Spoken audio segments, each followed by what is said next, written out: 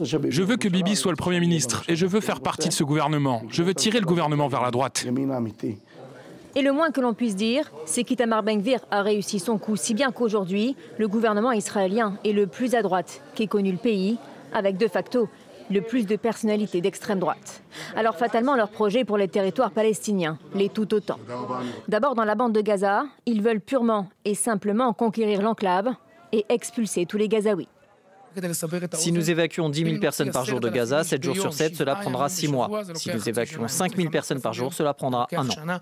Je continuerai à exiger l'occupation de toute la bande de Gaza et l'effondrement du Hamas. Le retour d'une présence juive dans la bande de Gaza n'a pour l'instant pas officiellement été évoqué par le Premier ministre. Mais régulièrement, certains colons fervents soutiens des ministres d'extrême droite organisent des marches tout près de la bande de Gaza et revendiquent leur droit de retour. Nous sommes prêts, avec nos enfants, à déménager immédiatement dans la région de Gaza. Les Arabes nous prennent nos terres, ils doivent donc nous les rendre. Concernant la Cisjordanie, le plan des ultranationalistes est quasiment le même que pour l'enclave palestinienne. Je pense que le village de Ouara doit être rayé de la carte. Je pense que c'est à l'État d'Israël de le faire. À court terme, ils veulent intensifier la colonisation de la Cisjordanie, illégale selon l'ONU. À long terme, ils veulent l'annexer.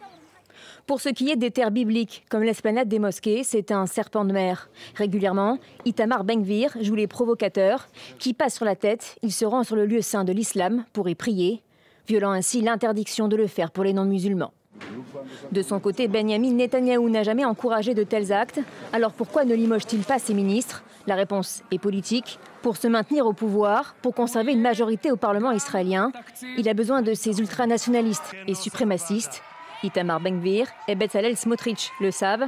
Régulièrement, ils imposent avec succès les idées de leur parti en menaçant de démissionner et ainsi faire chuter la coalition au pouvoir.